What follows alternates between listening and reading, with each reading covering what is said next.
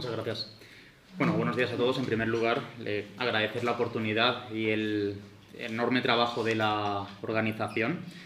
Mi tesis explora principalmente las configuraciones simbólicas de la muerte en el romanticismo español y sostiene que, lejos de ser un tema único, la muerte se va a presentar de manera diferente en los autores que yo trabajo, Espronceda, Bécquer y Larra.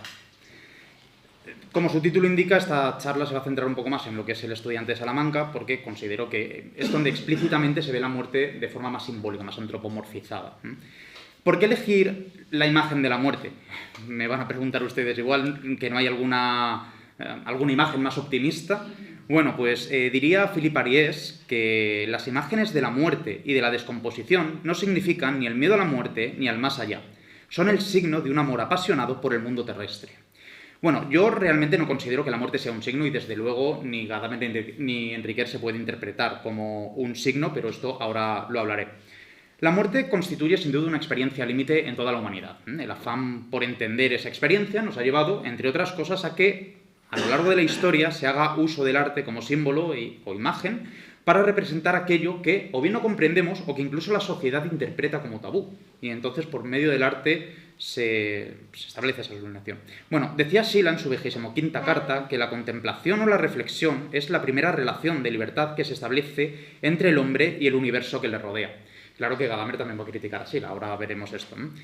De este modo, la contemplación de la muerte creo que nos hace libres. Evidentemente no libres de la muerte ontológica, pero sí libres al menos del tabú de no eludirla. Para Edgar Morin, o Morano, no sé cómo se pronuncia, lo siento, mi francés es horrible, dice así: la idea de la muerte propiamente dicha es una idea sin contenido, o si se quiere, cuyo contenido es el vacío del infinito. Es la más vaga de las ideas vacías, pues su contenido no es sino lo impensable, lo inexplorable, dirá, el no sé qué conceptual que corresponde al no sé qué cadavérico. De la muerte como proceso, además, de facto no sabemos nada. Se pregunta Yankelevich si un saber sin qué, cuándo, dónde y cómo es saber.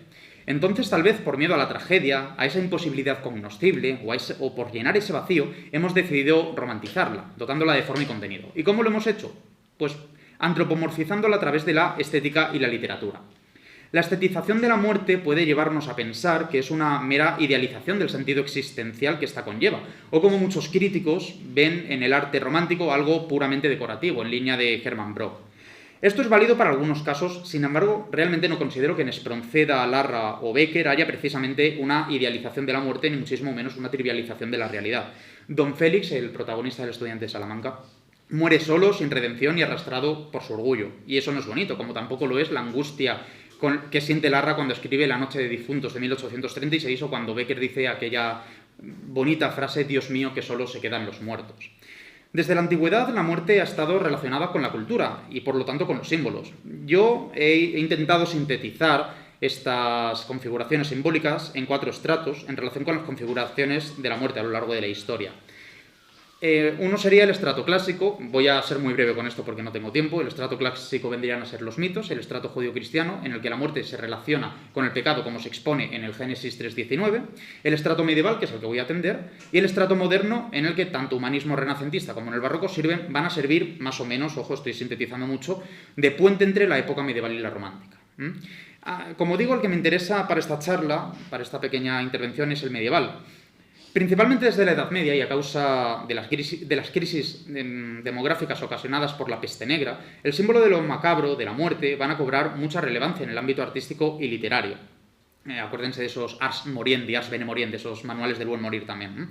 Pero parte de esa iconografía va a ser la que va a cristalizar en la posterior literatura y en especial en la estética romántica, concretamente en la española, porque la muerte, lejos de aparecer ligada al castigo en consecuencia del pecado original o como destino religioso, como por ejemplo en otros románticos, en el Fausto de Goethe, se erige aquí como una experiencia de subjetividad e identidad absoluta.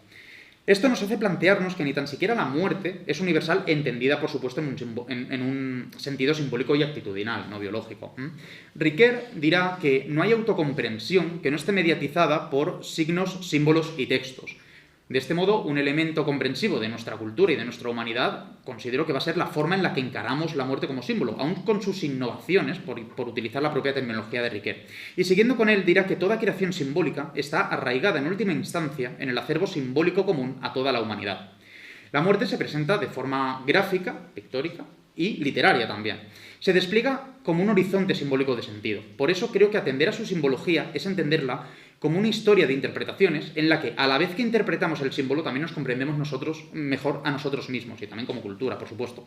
Partiendo de la premisa gadameriana de que la obra de arte no es un objeto que contemplamos de forma pasiva, sino un acontecimiento de sentido, el cual nos transforma, las imágenes de la muerte no se deben entender como meramente ilustrativas o idealistas, sino que nos enseñan a comprenderla, a familiarizarnos con ellas e incluso, en algunos textos, sirven como instrumento revolucionario dentro del arte para dar visibilidad al malestar de la época. Pero ¿cómo se presenta la muerte? Esto es lo importante, ¿como símbolo, como imagen o como signo? Bueno, como digo, es en la Edad Media, en el siglo XIV, cuando cobra mayor relevancia la antropomorfización de la muerte a través de 4 manifestaciones principales: el encuentro de los 3 vivos y los 3 muertos, los transitum, la danza macabra y el triunfo de la muerte. Estas manifestaciones considero que se pueden relacionar con la temporalidad de lo estético en la obra de Gadamer. La consecuencia de que la obra de Gadamer sea un juego implica que, abro cita, dice Gadamer, por muchas transformaciones y desplazamientos que experimenta en sí, no por eso deja de seguir siendo ella misma, o en otras palabras, que su verdadero ser no se puede separar de su representación. En la obra de arte, pasado y presente se fusionan, y nos hace reinterpretarlo continuamente. Aquí viene un poquito la crítica que hace Gadamer a Sila. Sila hablaba del Spieltrieb, del impulso de juego. Para Gadamer el juego no es subjetivo, sino un movimiento objetivo. La obra nos atrapa y la verdad del arte ocurre dentro de nuestra historicidad, en un evento, en un diálogo. Pero todavía tengo que contestar esta pregunta. ¿Es la imagen símbolo, imagen o signo? Interpretándolo desde la hermenéutica tanto de Gadamer como de Ricoeur, la representación de la muerte no puede funcionar como un signo que remite a un simple hecho biológico, sino como algo más, algo dotado de significado. No puede ser un signo porque esto vendría a ser una señalización, como un stop. Pero Gadamer afirma que el símbolo no puede ser una señalización, en tanto que presupone un nexo metafísico de lo visible con lo invisible. De este modo, el símbolo dirá, es la coincidencia entre lo sensible y lo insensible. O si se quiere decir de otro modo, el símbolo no se limita a representar tal o cual cosa, sino que hace presente un sentido que se despliega en la propia experiencia interpretativa. ¿Podría decirse que es una imagen? Bueno, dado que la define como un proceso de representación, a priori podría afirmarse que sí. Además, la referencia de la imagen respecto de la original no implica, como dirá él, una disminución de su autonomía óntica. De hecho, añade que gracias a la referencia de la imagen se puede hablar de un incremento de ser. Las representaciones de la muerte se configuran entonces como una imagen símbolo, ya que para Gadamer la esencia de la imagen se encuentra a medio camino entre 2 extremos. La pura referencia de algo, esto quiere decir la esencia del signo, y el puro estar por otra cosa, y esto es la esencia del símbolo. En la obra de Espronceda, el estudiante de Salamanca, la muerte exige una interpretación. No se puede traducir como un simple castigo en el sentido teleológico. De hecho, en Espronceda la muerte va a significar otras muchas cosas. Va a significar libertad, consuelo, una dialéctica también eros-tánatos, como por ejemplo en Becker, o también el desafío del héroe romántico. Lo vemos cuando don Félix de Montemar, tras toparse con su propio cadáver, no se acongoja y aún con las advertencias de Elvira le sigue. Os voy a leer un pequeño fragmento muy interesante. Dice Elvira, le advierte: cada paso que avanzáis lo adelantáis a la muerte, don Félix. Si no tembláis, el corazón nos advierte que a la muerte camináis. Bueno, este petulante e irónico como siempre don Félix le dice: seguid, señora, y adelante vamos, tanto mejor si sois el diablo mismo, y Dios y el diablo y yo nos conozcamos y acábase por fin tanto embolismo. Bueno, la representación de la muerte a don Félix se le manifiesta, en términos gadamerianos, como una vivencia, en tanto unidad de significado. La vivencia estética representa la forma esencial, dice Gadamer, de la vivencia en general. Pero aún hay más. Se puede afirmar que al participar activamente en la vivencia artística, leo una cita de Gadamer, se actualiza una plenitud de significado que representa el conjunto del sentido de la vida. Una vivencia estética contiene siempre la experiencia de un todo infinito, y su significado es infinito precisamente porque no se integra con otras cosas en la unidad de un proceso abierto de experiencia, sino que representa inmediatamente el todo. Esto de representar inmediatamente el todo nos sirve para poder explicar por qué la muerte de don Félix no es un episodio más en la obra, sino, como muchos críticos lo han visto, el sentido mismo del poema.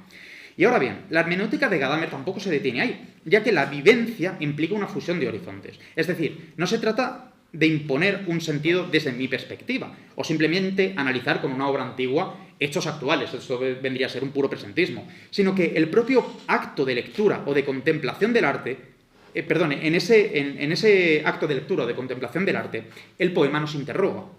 Participamos de la muerte cuando la miramos, porque para Gadamer mirar es una forma de participar, pero claro, esta participación es artística, es extática, orgiástica, incluso catártica o educativa, como también otros muchos críticos lo han visto.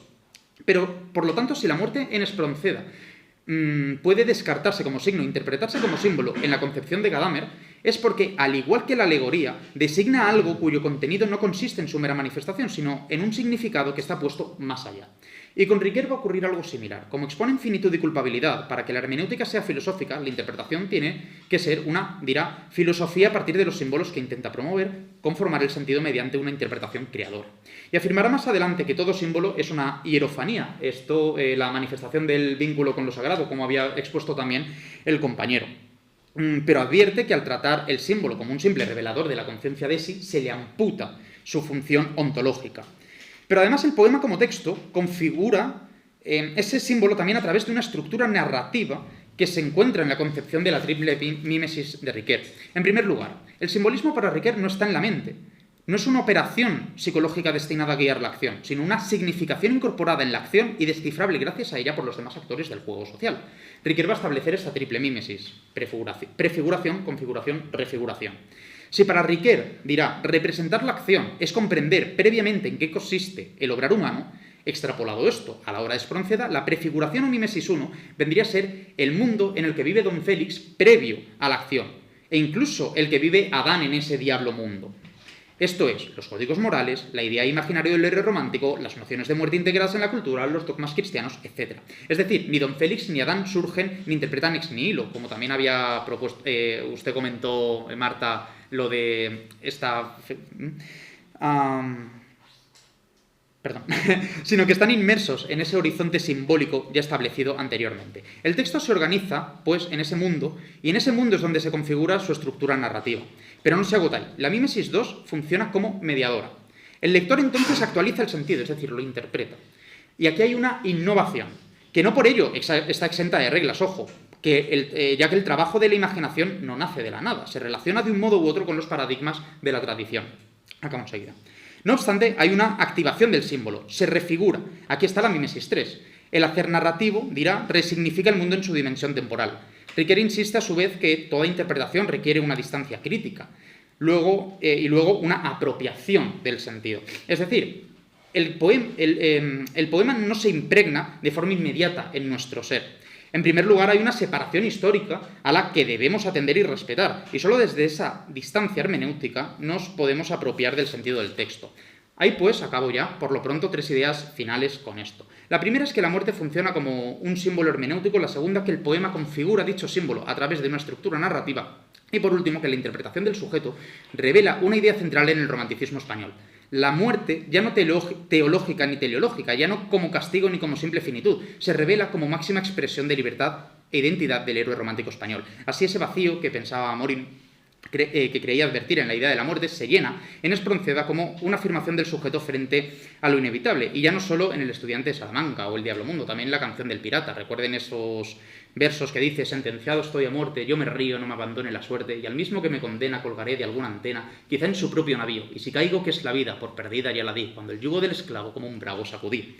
Bueno, el sentido de la muerte, así como sus símbolos, son cambiantes, se identifican además con la angustia.